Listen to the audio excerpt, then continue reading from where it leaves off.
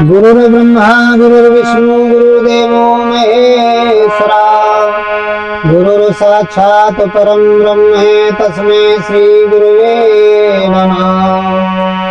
ध्यानमूलं गुरुर्मूर्ति पूजामूलं गुरुपदम् अमन्त्रमूलं गुरुर्वाक्यं विमोक्षमूलं गुरुकृपा अवखण्डमण्डलाकारं व्याप्तेन चराचरं तत्पदं दर्शितं येन तस्मै श्रीगुरवे नमः। बोलिए सद्गुरुदेव भगवान की जय। हृदय में स्थित परमात्मा राम की जय। संत समाज की जय। आज का बड़ा सुंदर प्रसंग है। संत तुलसीदास जी के रामचरितमानस का सबसे बड़ा गूढ़ रहस्य क्या है? रामचरितमानस का सबसे बड़ा गूढ़ रहस्य क्या है? ये आज का प्रसंग है, सत्संग है, का शीर्षक है। आज हम इस प्रसंग में प्रकाश डालेंगे। आप लोग सुनिए कि रामचरितमानस का सबसे बड़ा गूढ़ रहस्य क्या है। पूरे मानस का गूढ़ रहस्य क्या है,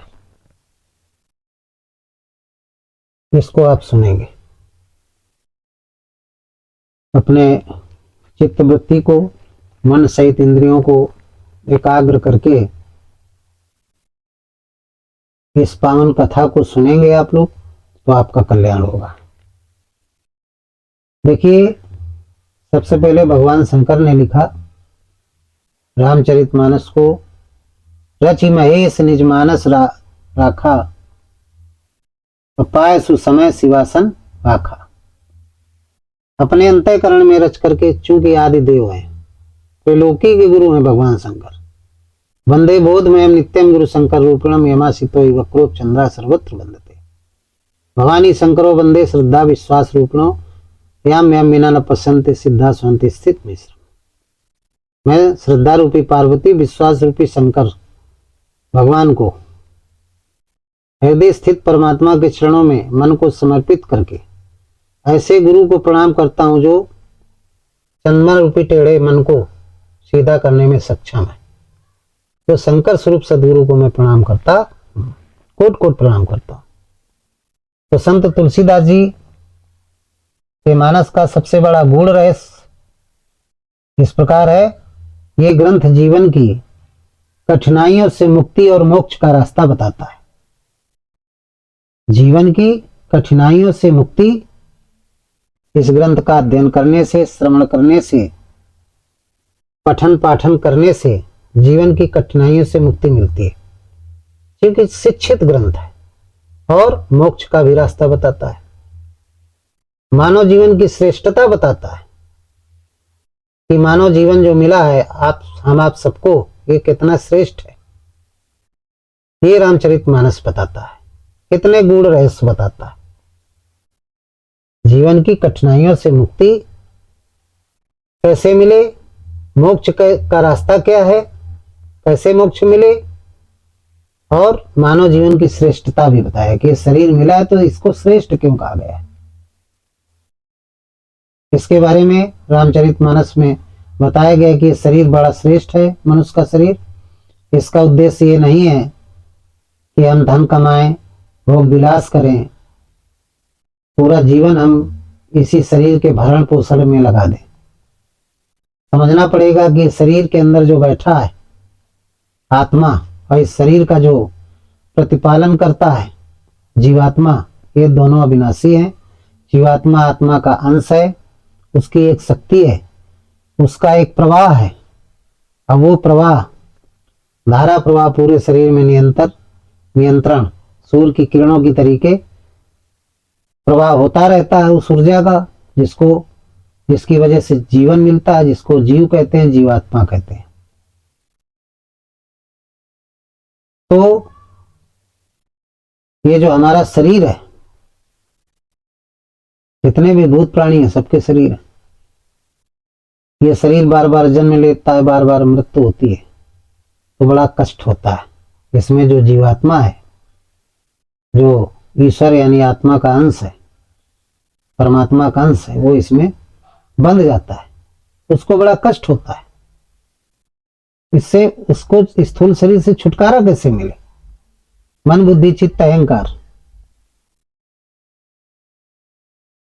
तो 5 तत्व मन बुद्धि चित्त 8 से मिलकर ये अष्टधा मूल प्रकृति बनी और 3 गुण रजोगुण तमोगुण सतोगुण, इनके कारण ये जीवात्मा इसमें बन जाती है। इसको मुक्ति कैसे मिले? तो ये मानव शरीर मिलता है, इसी से इसको मुक्ति मिल सकती है। और जितने भी शरीर हैं 84 लाख योनियों में, पशुओं के शरीर, कीड़ा मकोड़ों के शरीर, पक्षियों के शरीर, उनमें ज्ञान नहीं है, वो परमात्मा को नहीं जान सकते, क्योंकि वो परमात्मा ज्योतियों का परम ज्योति है।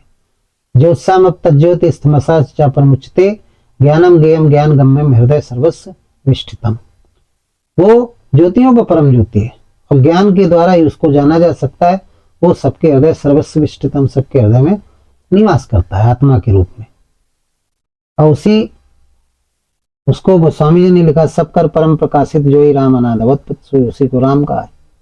वो सबको प्रकाशित करता है। सूर्य तो केवल 9 ग्रहों को प्रकाशित करता है, और इस ब्रह्मांड में करोड़ों अरबों खरबों ग्रह हैं, और सबको कौन प्रकाशित करता है? वो परम प्रकाशक, वो परमात्मा जो कण में व्याप्त है।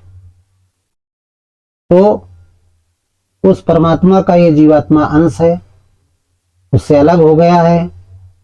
उसमें मिलाने के लिए, अपने सहज स्वरूप को प्राप्त करने के लिए ये जीवात्मा तड़पती रहती है। जब मानव शरीर मिलता है तो इससे उम्मीदें होती हैं, इससे यदि नाम का जप किया जाए, नाम निरूपण नाम यतन से सो प्रकृति मोल रतन से, तो ये जीवात्मा स्थूल शरीर से मुक्त हो सकती है, जन्म मरण के चक्कर से मुक्त हो सकती है।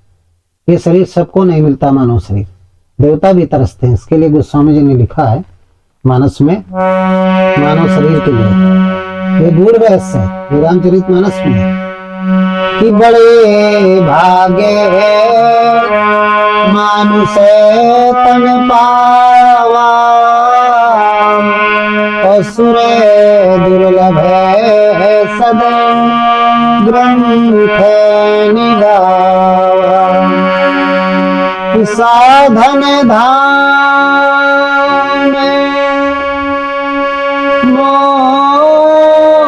मोक्ष कर द्वारा, अपाय न जेहि परलोक सवारा। साधन धाम मोक्ष कर द्वारा, अपाय न जेहि परलोक सवारा। ये साधन है, क्या है? कन्विंस है। साधन धाम मोक्ष कर द्वारा, अपाय न जेहि परलोक सवारा। इसको प्राप्त करके जो परलोक को संभाल नहीं पाता, परलोक किसे कहते हैं? मोक्ष को। दोबारा जन्म मृत्यु के चक्कर में ना पड़ना, तो मानव फिर बेकार है, फिर वो 84 में चला जाएगा। ये बड़ा गूढ़ रहस्य, ये सारी विधि रामचरितमानस में बताया गया है।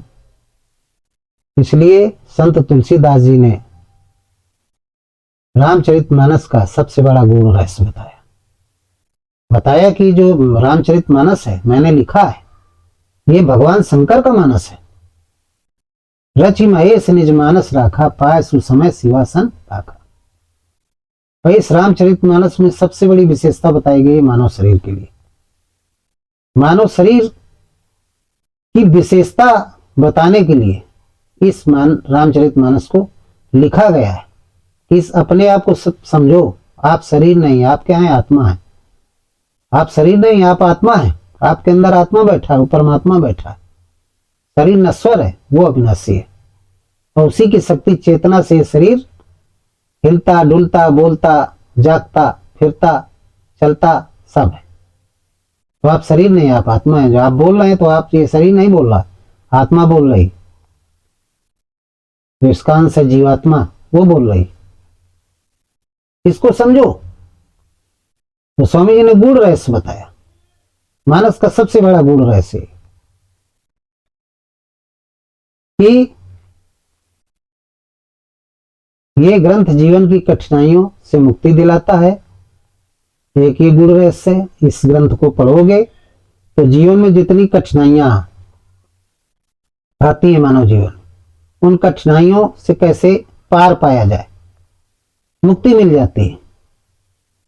जितना जीवन गुजरा, 20 साल हो गए, 25 साल हो गए, तो इसके पहले जो कठिनाइयां आई, यदि आप मानस पढ़ना शुरू करते हैं, रामचरित मानस पढ़ना शुरू करते हैं, अध्ययन करते हैं गुरुजनों के साथ, इसका सत्संग सुनते, तो 20-25 के बाद जो आगे का जीवन है उसमें कठिनाइयां ना आए, वो इससे आपको मंत्र मिल जाएगा, आपको इससे शिक्षा मिल जाएगी, विधि मिल जाएगी, आपको उपाय मिल जाएगा। एक तो ये गुण रहस्य, आगे फिर कठिनाई नहीं आएंगी।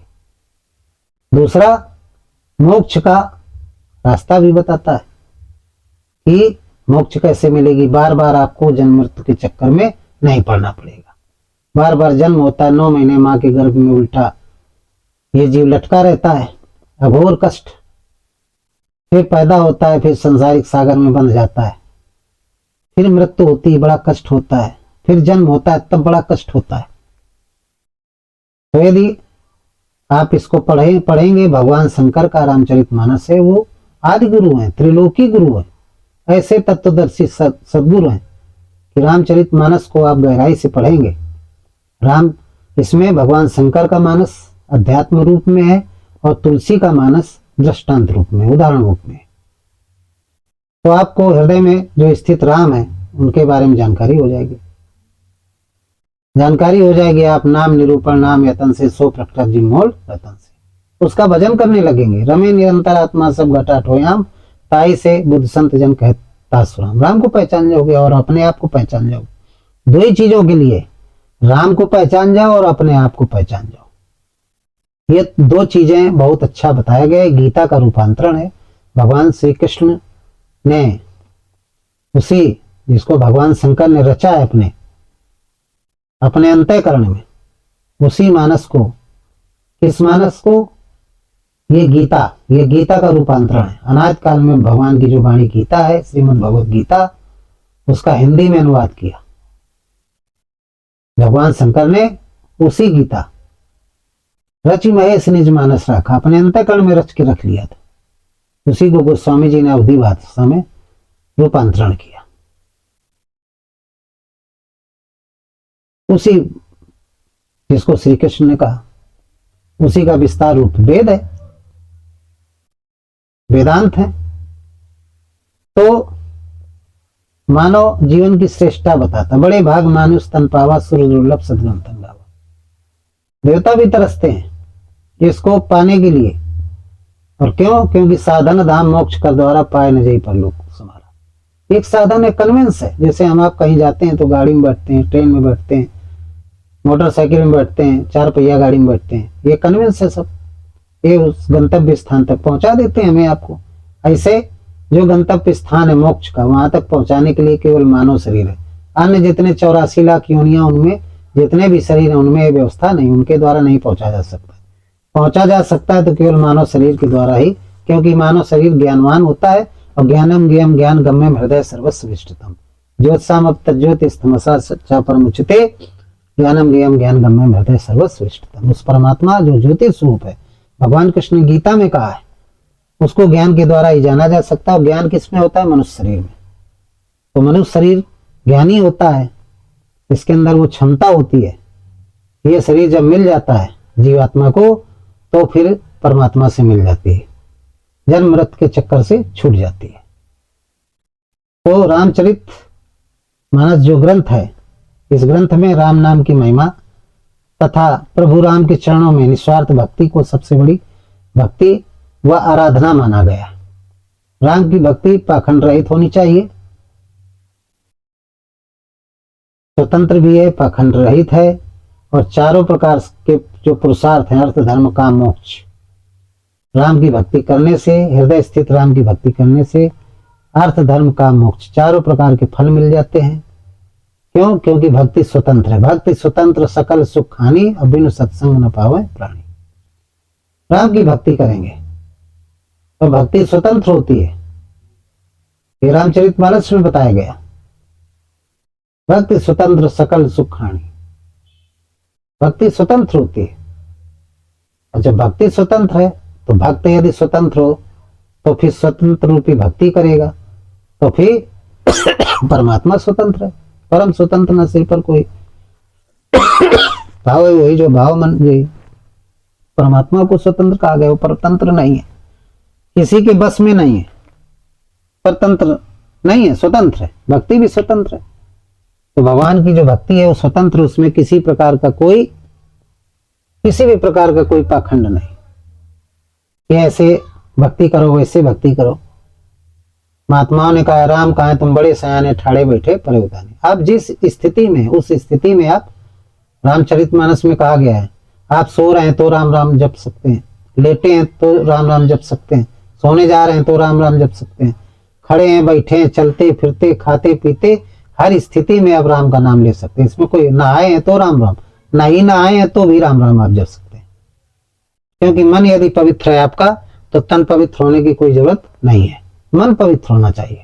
लोग तन पवित्र करने के चक्कर में गंगा स्नान करना, वहां जाना, ये अनुष्ठान करना, तन क्या है, ये विषयों से युक्त है, संसार की कामनाओं से युक्त है तो गंदा रहता है।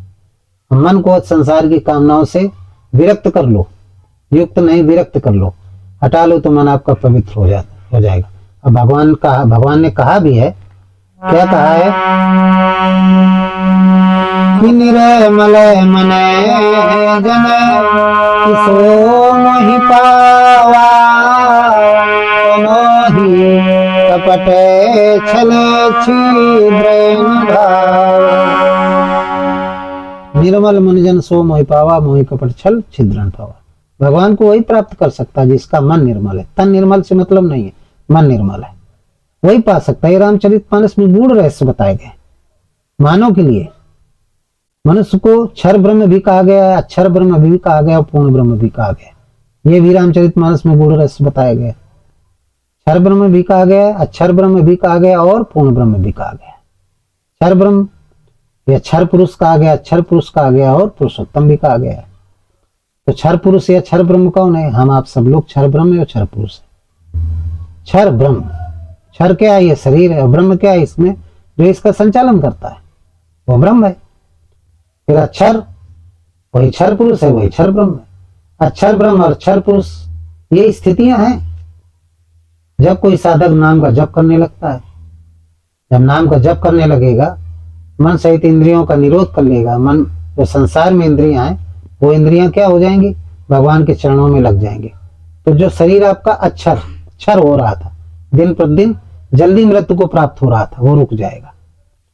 भाई कामनाओं से आपकी मुक्ति हो जाएगी, काम वासनाओं से मुक्ति हो जाएगी, क्रोध कम आएगा, लोभ कम आएगा, कामनाएं कम आएंगी, तो उम्र बढ़ेगी। तो ये क्या हो जाएगा? अक्षर हो जाएगा, अक्षर होने लगेगा। और इसमें ब्रह्म रहता है, इसलिए अक्षर ब्रह्म। नाम का जप करने लगेंगे पश्चिंती विधि से तो अक्षर ब्रह्म की स्थिति हो जाएगी। योगी लोग अक्षर ब्रह्म की स्थिति में होते हैं, काफी लंबे समय तक जी जाते हैं। जो बहुत दिन जीते हैं, 100, 150, 105, 110, वो अक्षर ब्रह्म की स्थिति वाले होते हैं। वो संसार से कम लिप्त रहते हैं। इसके बाद यही अक्षर ब्रह्म जब साधना की ओर पराकाष्ठा में पहुंचता है, पश्चिंती के आगे नाम जप यज्ञ के द्वारा नाम निरूपण नाम यतन से सो प्रकृति मोल रतन से परामणि क्षेत्र में पहुंच जाता है।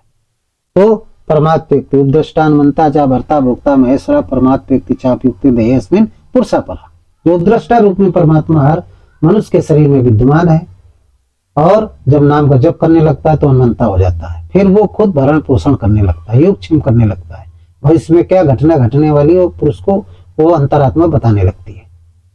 क्या होने वाला है, कैसे भरण हो, कैसे धन आए, सब कुछ बताने लगता है, सारी युक्ति। तो ब्रह्मा विष्णु महेश की स्थिति होती है। जब स्थिति के आगे और भी साधना बढ़ जाती है तो परमात्म व्यक्ति चाहते देहस्मिन पुरुषापरा, तो शरीरधारी मनुष्य परमात्मा स्वरूप हो जाता है ये नाम के जप से। तो क्षरपुर तभी उसको पुरुषोत्तम या पूर्ण ब्रह्म कहते हैं। भगवान श्री राम जी, भगवान श्री कृष्ण, बुद्ध, ये सभी 24 अवतार ये पूर्ण ब्रह्म हो गए थे इसी विधि के द्वारा। तो ये भी रामचरितमानस का गूढ़ रहस्य है। तो ये गूढ़ रहस्य है, इसलिए बताया गया है कि नाम के जप में बहुत बड़ी ताकत है।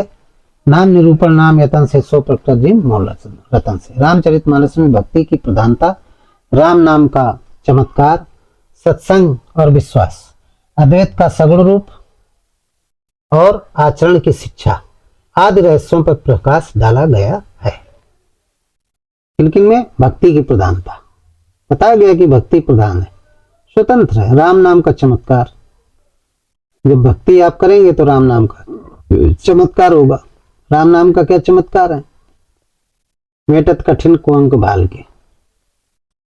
कुअंक रूपी जो भाल है, जो अभाग्य है वो भाग में बदल जाता है। नाम के जप में इतना बड़ा प्रभाव है। सत्संग और विश्वास अद्वैत का सगुण रूप है। राम नाम का जप अद्वैत का सगुण रूप है। आप राम नाम का जप करेंगे तो द्वैत से हट जाएंगे। जो दुविधा में दो गए माया में लीन रहा, तो आप अद्वैतवादी हो जाएंगे, एक परमात्मा का चिंतन करने लगेंगे। आप ब्राह्मण हो जाएंगे, ब्रह्मचारी हो जाएंगे, द्विज हो जाएंगे, आप ब्रह्म ऋषि हो जाएंगे, आप तत्वदर्शी सदगुरु हो जाएंगे। ये सारी शिक्षा भी आचरण की, अच्छे आचरण करेंगे, अच्छी शिक्षा भी मिलती है। आदि तमाम अनेकों प्रकार के रहस्यों पर प्रकाश डाला गया है, गोस्वामी जी ने प्रकाश डाला है। और भगवान को प्राप्त करने में अनुराग रूपी जो भक्ति है वो बहुत आवश्यक है, वो भी रामचरितमानस से मिलती है। राम नाम के जप से भाग्य के जो दोष हैं, कुअंक हैं, वो भी मिट जाते हैं। राम नाम मणि विषय ब्याल के मेटत कठिन कुअंक भाल के।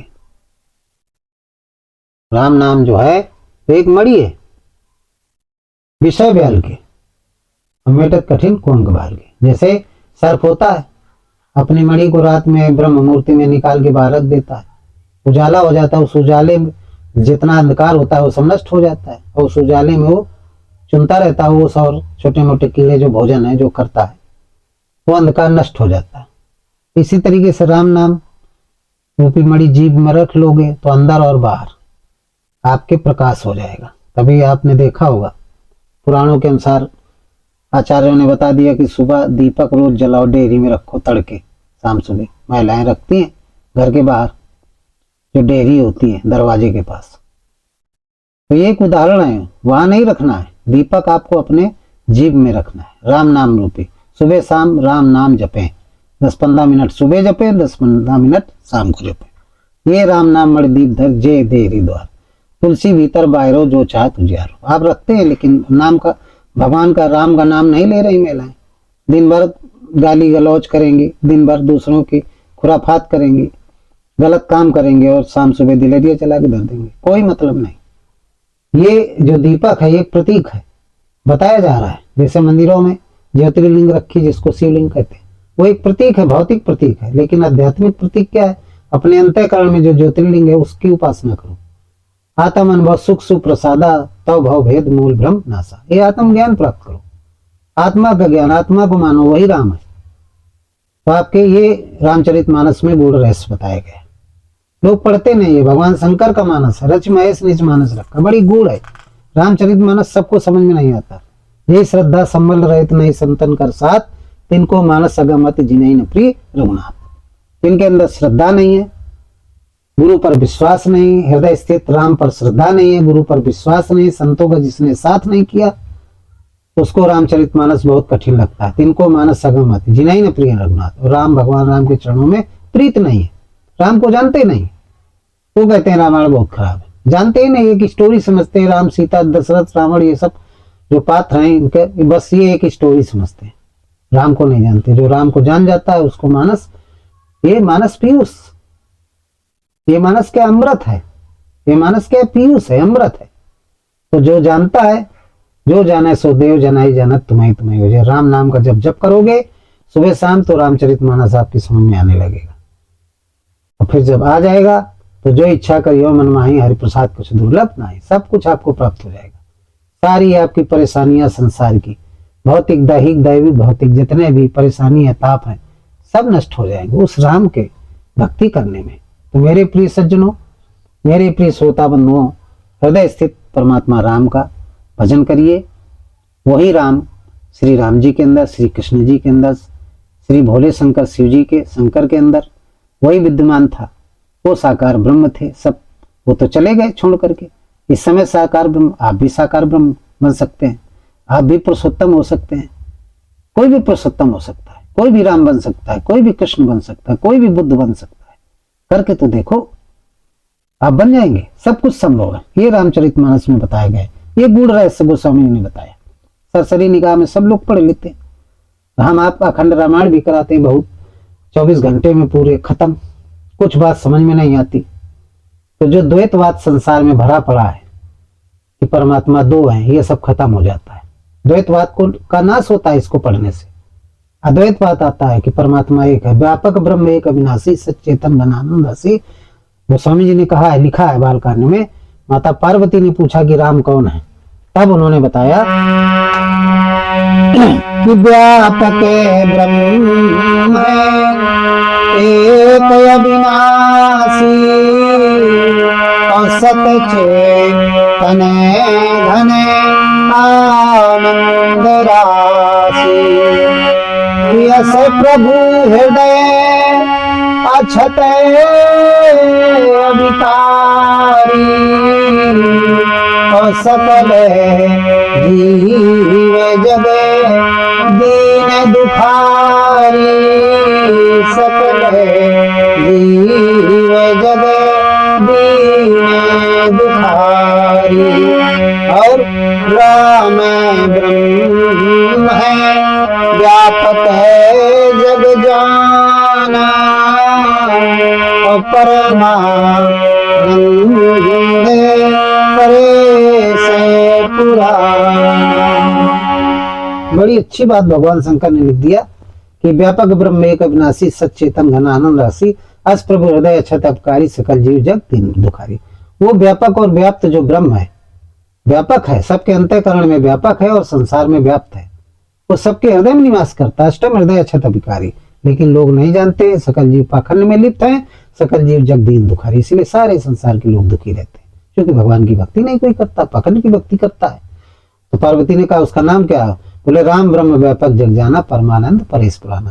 राम को ही व्यापक ब्रह्म कहा गया, व्याप्त ब्रह्म कहा गया, परेश पुराना, सच्चित आनंद है, उन्हीं को सच्चिद आनंद भी कहा गया है।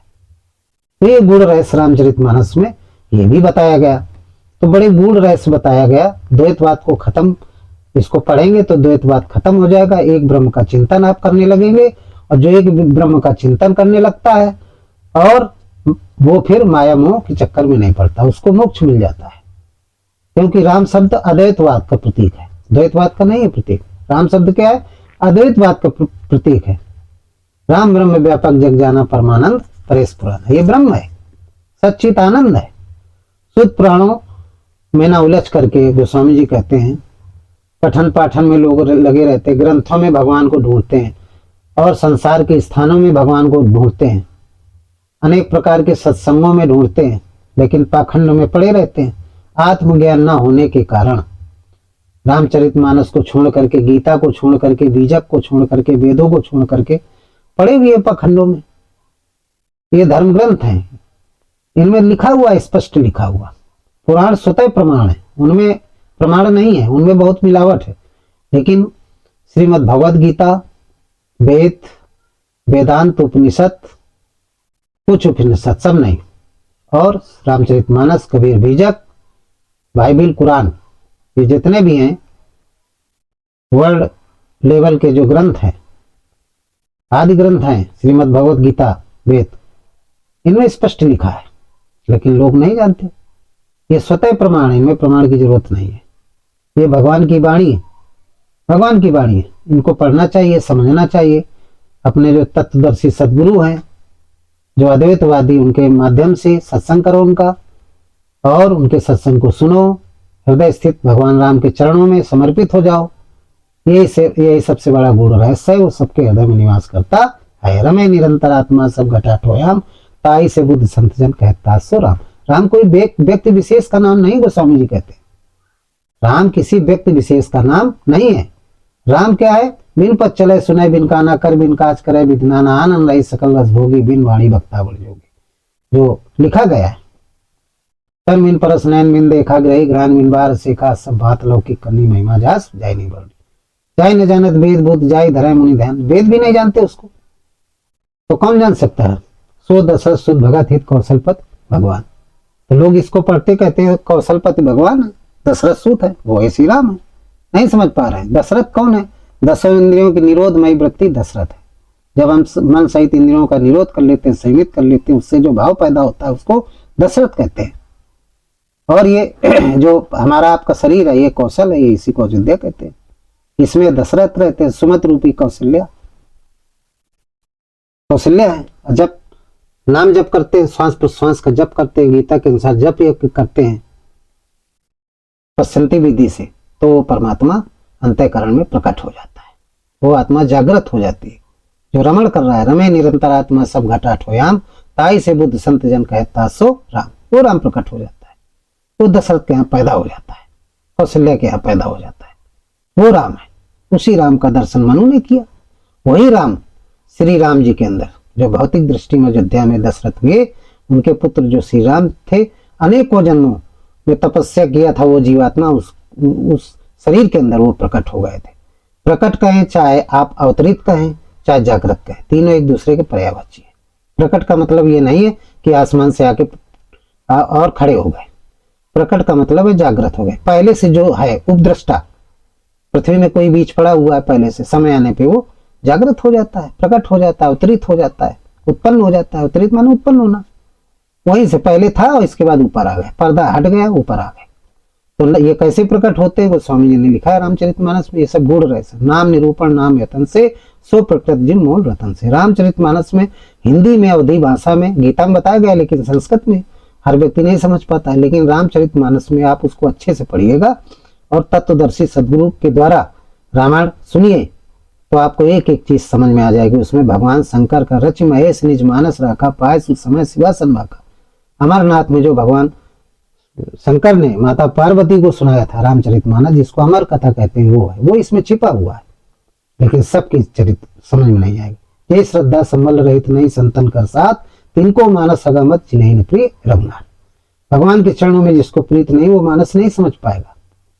जिसके भगवान के चरणों में है प्रीति है, उसकी बात समझ में आएगी, उसको समझ में आएगा।